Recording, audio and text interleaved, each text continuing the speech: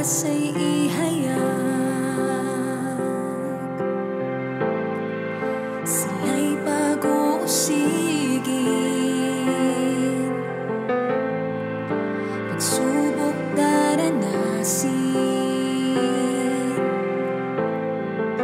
kay Kristo sila'y nabubuhay, ang mamatay ay pakinabang, oras ng katotohanan, dala ng puno ng sambahayan, di mapasusubalian, kanyang pagkahirang.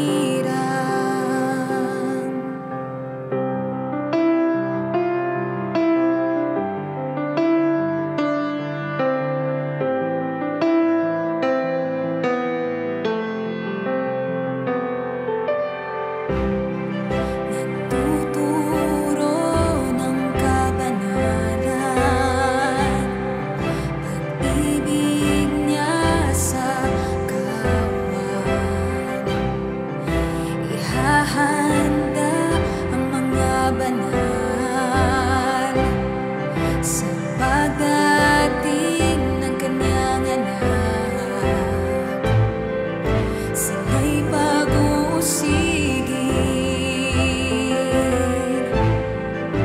pagsubok daranasin, kay Kristo sila'y nabubuhay, ang mamatay ay pakinabang,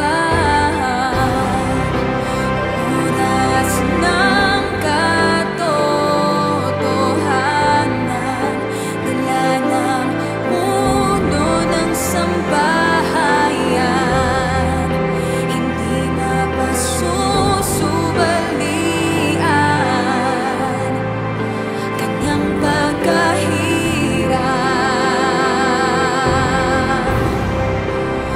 Oras ng katotohanan, dala ng puno ng sambahayan, hindi mapasusubalian, kanyang pagkahirang.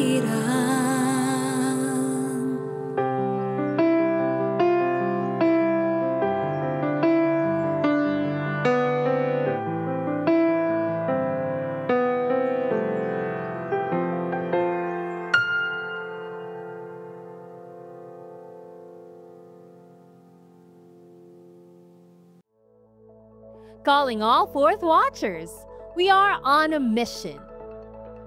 This November is Media Evangelism Month. We're leveraging the power of media to share the gospel of Jesus. This entire month, get ready to take part. Week 1, it's the Evangelism Kickoff. We're using and creating our evangelism tracks to share to our workmates, friends, loved ones, and to our communities. Document your efforts and share them online as we launch our hashtag Media on Mission campaign. Also, Fourth Watch Media website is launching. Week 2, we'll get equipped. District correspondents join our Zoom meet and greet for essential training on content standards, social media awareness, and coordination. We're aligning our voices for a more effective impact. Week 3, get ready for an interactive media evangelism night featuring testimonies, performances, and multimedia. This is also the time to promote the Sure Word Magazine 2026 subscription. Week 4, Evangelism in Action. This is our social media blitz. Your local, department, or you personally will promote a Fourth Watch media program. Your mission? Create a 30 to 60-second video and post it between November 23rd to 28th. Use our official hashtags. Hashtag Fourth Watch Media, Media on Mission, PMCC4W, and Media Evangelism. And most importantly, ensure every post is Fourth Watch doctrine consistent, Christ-centered, and aligned with our values. Let's make our presence felt online for Christ. Every Fourth Watcher is a media missionary. Let's evangelize. Let's go. Hashtag Media on Mission.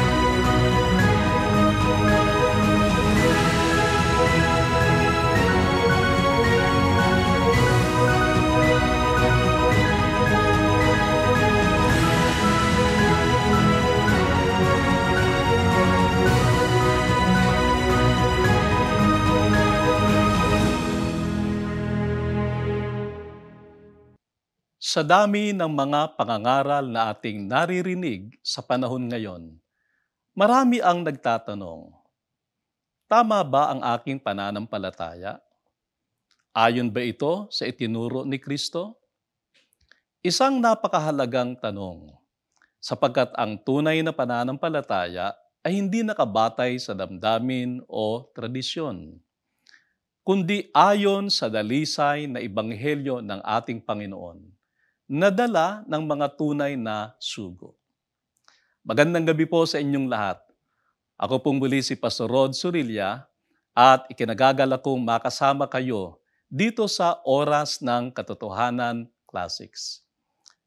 Kaya sa araw na ito, samahan niyo po akong pakinggan ang makapangyarihang pangangaral ng lingkod ng Diyos, ang good man of the house, our late Apostle Arsenio T. Ferriol, sa isang mensaheng magtuturo sa atin kung paano natin matitiyak ng ating pananampalataya ay naayon sa tunay na ebanghelyo ni Kristo. Bumabati sa bawat isa sa inyo sa pangalan ng ating Panginoong Kristo. Sa pagkakataong ito ay ating bubulayan ng salita ng Diyos at ang ating teksto ay masusumpungan sa Efeso 2:8-9. Sapagkat sa biyaya kayo nangaligtas sa pamamagitan ng pananampalataya at ito'y hindi sa inyong sarili, ito'y kaloob ng Diyos. Hindi sa pamamagitan ng mga gawa upang ang sinuman ay huwag magmapuri. Sa makatwid, ang aalamin natin ngayon at babasahin natin sa ibang bahagi ng Biblia, ano ang kahulugan na ang tao'y hindi maliligtas sa sariling gawa. Maunawaan natin ito kung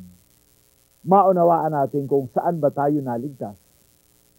Una, babasahin natin ang unang kaligtasan na ginawa sa atin ni Kristo ay masusumpungan natin sa Hebreo 2 ang talata ay 14. Upang sa pamagitan ng kamatayan ay kanyang malipol yaong may paghahari sa kamatayan, sa makatwid bagay ang dyablo. Sa makatwid, ang sabi, saan daw yung ating kaligtasan? Ang sabi ay mga ligtas doon sa may paghahari sa kamatayan. Yun ang sabi, mga ligtas silang lahat. Kanino? Sa may paghahari ng kamatayan. Sino ba yun? Ang dyablo. Sa makatwid, maliwanag na mauunawaan natin batay sa talatang ito. Pag sinabi ng Biblia na ang tao'y hindi maliligtas sa gawa ng kanyang sarili, kung ano man ang kanyang gagawin, malinaw. Bakit? Sapagkat paano mo maliligtas paano ka maliligtas sa kapangyarihan ng dyablo? Sa pamagitan ng gawa, kahit gumawa ka ng atomic bomb, kahit dalhin mo ang lahat ng patalim, ano man ang gagawin mo, walang epekto yun kay Satanas. Sa mga katuwid, ano man ang ating ginagawa morally, religiously, o ano man, hindi sa atin makapagliligtas. Sapagkat si Kristo lamang ang lumipol sa kapangyarihan ng dyablo. At siya lamang ang nagwasak sa dyablo. Basahin natin na ang pagparito ni Kristo sa ating earth o lupa ay upang iwasak ang dyablo. Mababasa natin ito sa unang Juan, pangkatatlo, at ang talata ay 8, ganito ang sinasabi. Ang gumagawa ng kasalanan ay sa dyablo, sapagkat buhat pa ng pasimula ay nagkasala ang dyablo. Sa bagay na ito'y nahayag ang anak ng Diyos upang iwasak ang mga gawa ng dyablo.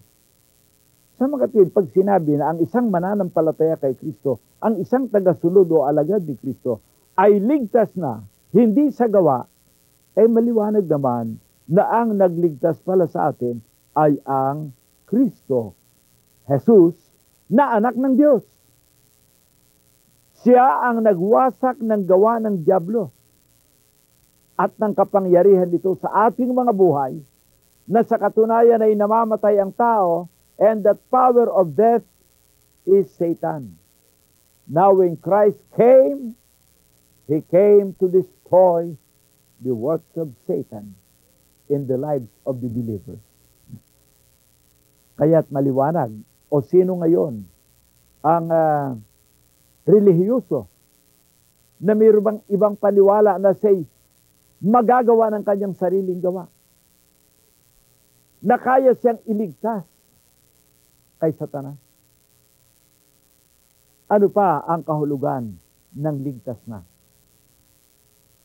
Upang lalo nating maunawaan na hindi maaaring ang gawa ng isang tao'y makapagliligtas sa kanya.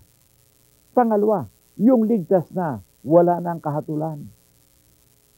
You have no more condemnation and no more punishment because Christ was condemned in our behalf. And He died for our behalf. Yun bang ginawa niya ay sapat? Yun bang kanyang ginawang ialay, maging offering ng ating kasalanan, ang kanyang katawan at dugo na gaya ng kordero na pinapatay sa paghahandog? The flesh and blood is offered doon sa nagsisisi. Sa ganitong paraan, si Kristo ay dumating sapagkat hindi maliligtas ang tao, hindi maaalis sa kaparusahan ang tao sa pamamagitan ng kanyang mga sariling handog sa kasalanan. Basahin natin sa Hebreo pangkasyam at talatang 12. At hindi rin naman sa pamamagitan ng dugo ng kambing at ng bulong baka, kundi sa pamamagitan ng kanyang sariling dugo'y pumasok na minsan magpakailanman sa dakong banal, ay kinamtan ang walang hanggang katubusan. Pagka ang tao na sumasampalataya o tagasunod ni Kristo, sabihin niyang, I am already saved, and I am saved by grace through faith. Ang ibig sabihin lamang nito, na siya ay wala ng parusa at wala na sa kapangyarihan ng diablo. Yan ang ibig sabihin ng ang isang tagasunod ni Kristo ligtas na. Bakit? Ano ang kanyang pangtubo sa kanyang kasalanan? As sinners, we are to be condemned. All have sinned and come short of the glory of God, and the wages of sin is death. Yan ang sabi sa Romans 3:23 and Romans 6:23. Kondemnado na siya. After death is the judgment.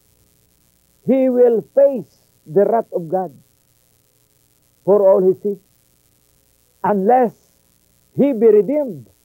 Malibang siya'y magkaroon ng katubusan. At ang sabi ng banal na kasulatan, hindi sa mga dugo ng kambing o ng mga bulong baka. Saan tayo tinubos? Sa sariling dugo. Pumasok na minsan magpakailanman sa dakong banal, ay kinamtan ang walang hanggang katubusan. Kinamta na, hindi pa kakamtin. Yung iba'y kakamtin malalaman mo raw ligtas ka na kung ikaw'y humarap sa Diyos. Pag hindi ka ligtas sa harapan ng Diyos, huhukman ka na. Ang kaligtasan ay now. Ang sabi sa 2 Corinthians 6, 1 and 2, now is the day, now is the hour of salvation. And God is doing His works of saving people through the power of God by the preaching of the Word of God, the gospel of our salvation. Yan ang sabi sa Romans 1:16. For I am not ashamed of the gospel, because it is the power of God unto salvation to everyone that believeth, to the Jew first, and also to the Gentile. God is doing today, when we are preaching the Word of God, mga kapatid, it is an instrument of God to save. Save for what? From the power of Satan and from the condemnation of sin. Maliwanag na hindi magagawa ito ng ginawa ng tao. Basahin natin sa banal na kasulatan ang sumunod pa. Sa 10 at 11 ng Hebreo ay ganito ang sinasabi.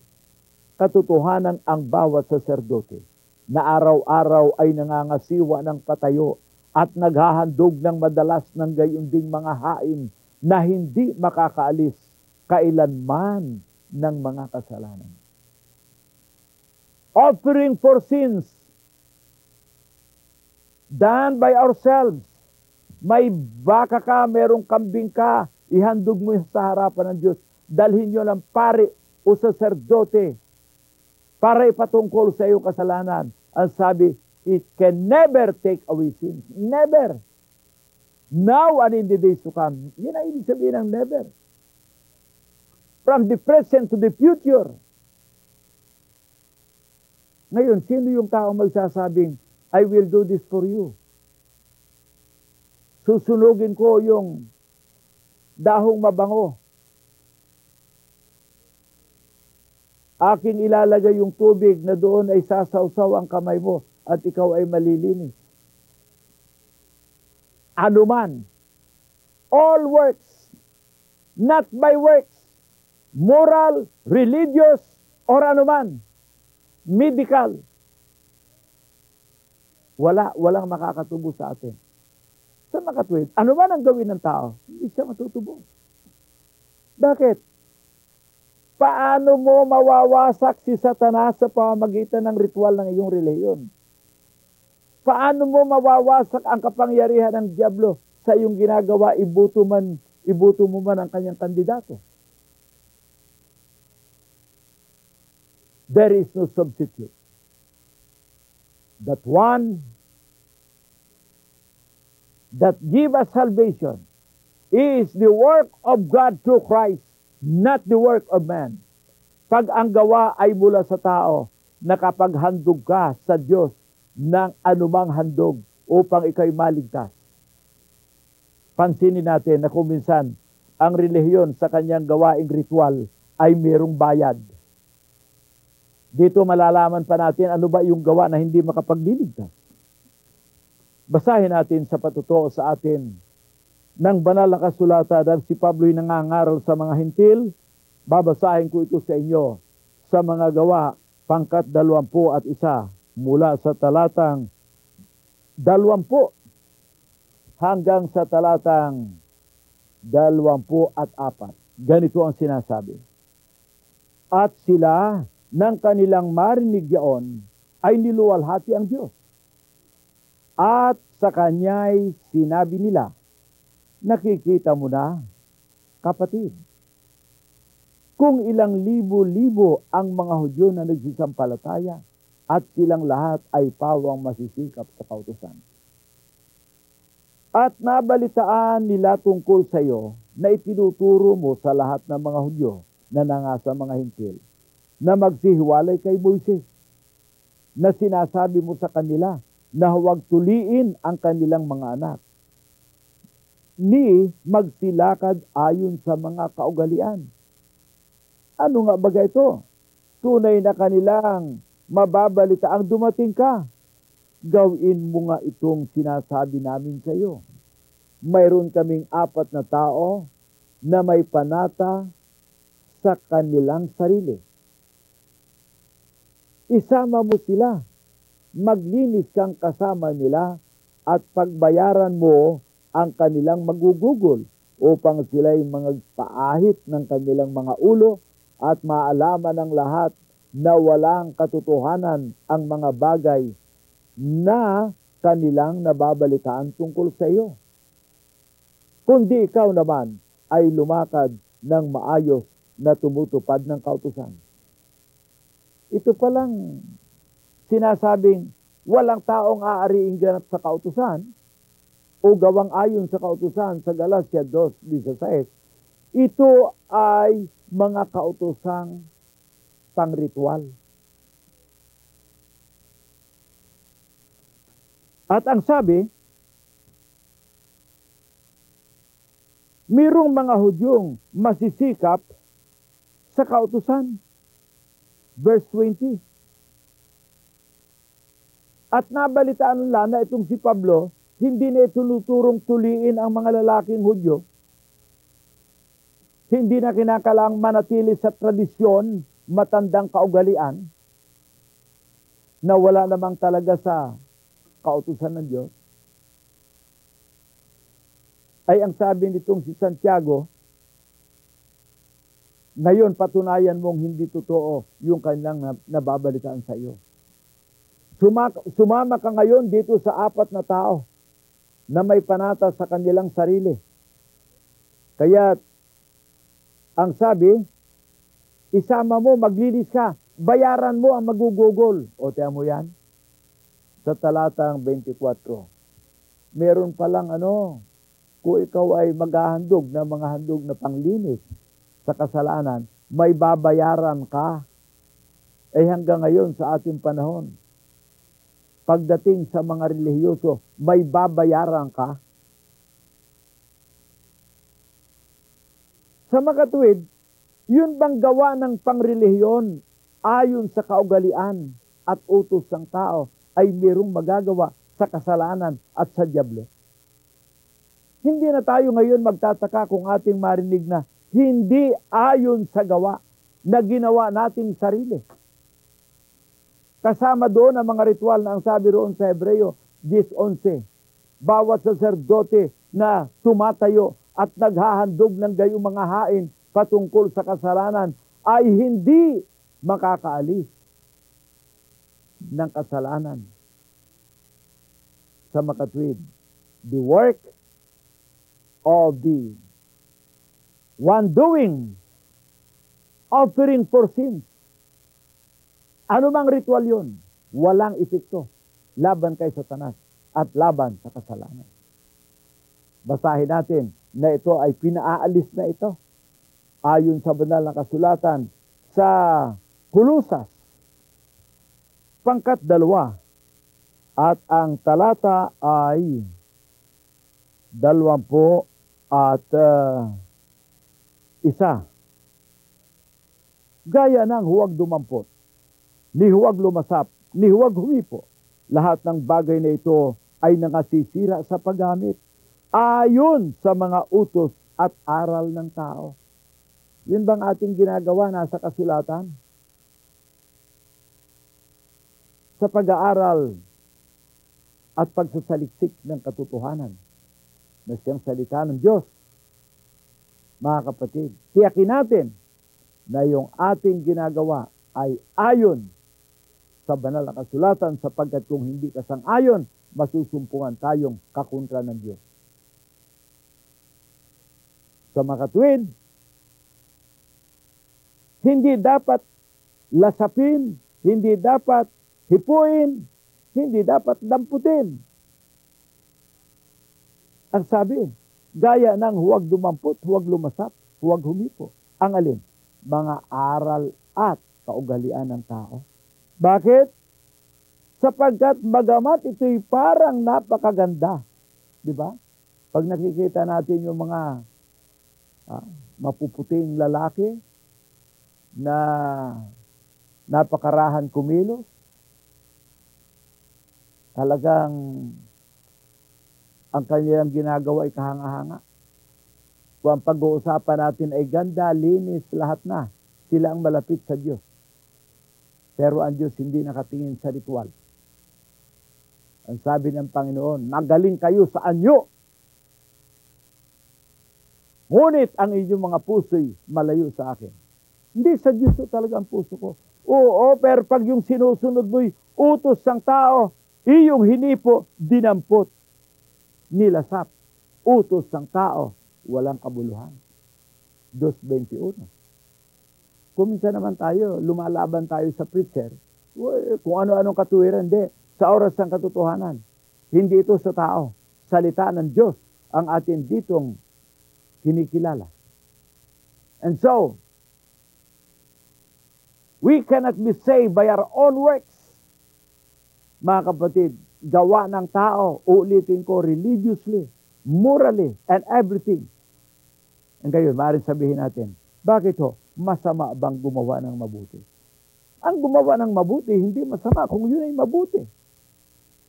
Ngunit pagdating sa kaligtasan, it cannot be our substitute for the work of Christ. It cannot be substitute. Our religion and everything in us cannot be substitute because it is only Christ who suffered not for himself, but he suffered for our own suffering. He died for our own death.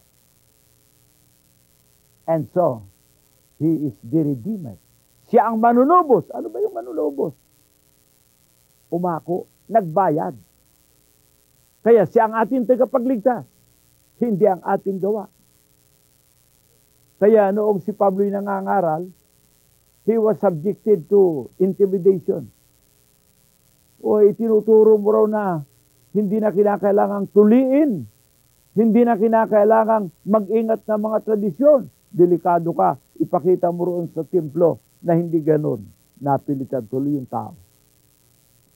Pero, siya ba ay talagang sumunod sa gusto roon sa mga aral ng tao at kaugalian ng tao? Hindi. Kaya nga nagkagulo. Nagkaroon siya ng pagkakataong magsalita sa kanila. All things work together for good.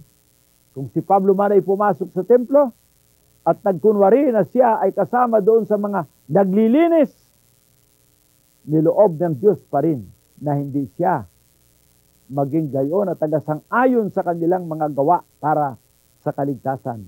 Kundi nagkaroon siya ng pagkakataon. Diyos ang gumagawa sa kanya. At habang siya'y gumagawa ang Diyos sa kanya. At narito ngayon, nabasa natin na siya na rin ang may sabi, don't ever touch.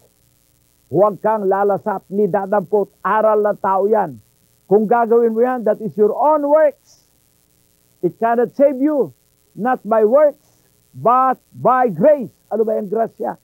Kaloob ng Diyos. Sino ang kaloob ng Diyos? Si Kristo. Gayon na lamang ang pagsinta ng Diyos sa sanglibutan na kanyang ibinigay ang kanyang bugtong na anak. Ay sa mga wanis naman, babaguhin na nila ang John 3:16. Gayon na lamang ang pagsinta ng Diyos sa sanglibutan na siyang Diyos at Ama ay nagkatao ang tao at naparito sa atin ang kanyang pangalan ay Jesus. E di wala ng Ama sa langit. Eh ang tanong ng mga manalista ay bakit si Kristo tumawag ng Diyos ko, bakit mo ako pinabayaan? Ang sagot ng mga wanis, yan raw ay para turuan lang tayong mag-pray. Eh puro wala naman sa Biblia yan. Bla-bla yan. Kaya niliwanag natin mula sa banal na kasulatan, what do we mean by the word of the Bible? You cannot be saved by works. I think you cannot be saved by works. Why? Because our salvation is only made possible when Christ came in the flesh. He destroyed the power of Satan. Sa makatuwid siya, tagapagligtas. Ano pa? That He was given for our transgression. 4:25 ng Roma. Ibinigay sa kamatayan para sa ating mga pagsalangsang. At siya'y nabuhay na maguli para sa ating ikakaaring ganap. We cannot be made righteous. We cannot be justified by the works of the law. Why? Because it was Christ who died and rose again for our justification. Wala nang ibang paraan. Our justification is only through the suffering and through the death and resurrection of our Lord Jesus Christ. Mga kaibigan, sa pagkakataong ito, niliwanag ko sa inyo ang ating kaligtasan. Not by our religion. May mga relihiyon nagsasabi, pumasok kayo sa amin, pasok, pumasok ka na, patabutuhin pa sa kanyang kandidato. Hindi pa rin ligtas. Bakit daw? Hindi pa raw tayo humaharap doon. Ang kaligtasan ay tinataglay ng mga alagad ni Kristo. Kaya sabi ni Apostol Pablo sa mga taga-Korinto, sa unang Korinto, pangkat 15 talatang 1 at 2 ay ganito. Ngayon ipinapatalas sa inyo mga kapatid. Ang Ebanghelyo na sa inyo ay aking ipinapangaral, na inyo naman tinanggap na siya naman inyong pinapanatilihan. Sa pamamagitan naman ito'y ligtas kayo kung matyaga ninyong iingatan ang salitang ipinangaral ko sa inyo, maliban na kayo'y sumampalataya ng walang kabuluhan. In this gospel, you are saved unless you believe in vain. Kung ikaw ay nanampalataya sa iba pang layunin, pero kung ikaw ay sumampalataya, to whom? To God who loves you. Kanino pa? Kay Kristo na ibinigay, nagkataw ang tao, ang anak ng Diyos, para sa iyo, upang maging hain ng kanyang laman at dugo sa iyong kasalanan. At sa kanyang kamatayan ay winasak ang kapangyarihan ng dyablo. Ikaw ngayon ay makapagsasabing, by grace I am saved. Yun ang sabi ng Bible. By grace you are saved. Through faith. The grace of God is mine. And by this grace I am saved. How? When I believe and accepted the gospel of my salvation. At ganun din, pagka ikaw ay naligtas, may kagalingan ka sa iyong sakit. Meron kang kalayaan sa sumpa, uunlad ka. Tayo manalangin. Amang Diyos, pagpalain mo po ang iyong mga salita. Gawin mong pagpapala sa sinuman na tumanggap ngayon sa iyo. At nawa po'y lumago sila sa kaligtasan. Ito ang aming dalangin sa ngalan ni Jesus. Amen. Napakalinaw at napakagandang paalaala po yun mula sa ating minamahal na Apostol Arsenio T. Ferriol. Tunay ngang ang tamang pananampalataya ay yung nakaugat sa katotohanan ng salita ng Diyos. Hindi nadadala ng damdamin, kundi nakabatay sa aral ni Kristo na ipinangaral ng kanyang mga apostol. Mga kapatid, huwag po tayong makontento na basta nananampalataya lamang. Suriin natin, ayon ba ito sa Ebanghelyo ni Kristo? Dahil sa huli, ang kaligtasan ay hindi nakasalalay kung gaano tayo karelihiyoso, kundi kung gaano tayo katapat sa tunay na aral ng Panginoon. Ako pong muli si Pastor Rod Surilla at nagpapasalamat po sa inyong pagsama sa amin sa episode na ito ng Oras ng Katotohanan Classics. Kung nais niyo pong magpadala ng inyong mga mensahe, patotoo o prayer request, makikita po ninyo ang aming mga contact details sa inyong screen. Hanggang sa muli, pagpalain tayo ng ating Panginoon.